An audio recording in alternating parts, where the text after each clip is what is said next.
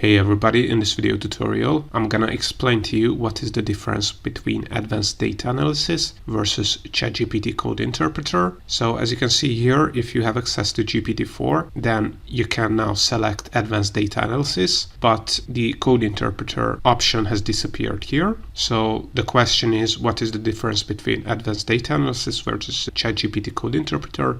And the simple answer is that basically nothing.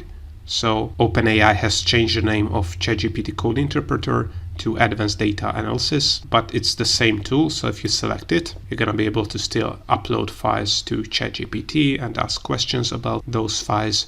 You can also, of course, use this advanced data analysis tool for programming tasks. So you can still ask for code refactoring, for code interpretation, but for some reason, ChatGPT has changed the name from ChatGPT code interpreter to advanced data analysis, but they're 100% the same tools. So if you do not see the advanced data analysis here, you have to make sure that you have a ChatGPT Plus subscription, and you also have to make sure that in settings and beta, if you click here, select beta features and make sure that the advanced data analysis is turned on for your account. And in that case, all you have to do is select GPT-4 from the model selector and select advanced data analysis, and you're going to be able to use all those features that you have learned with ChatGPT code interpreter. If you don't know how to use the advanced data analysis tools, I have a ton of tutorials on my YouTube channel. So when you check out any of the videos on how to use the advanced data analysis, don't get confused that when I use this tool, I will select ChatGPT code interpreter. But as I mentioned, this is the same as advanced data analysis. So whenever you follow one of my YouTube video tutorials, make sure that you select advanced data analysis when you want to upload files to ChatGPT and use all those features that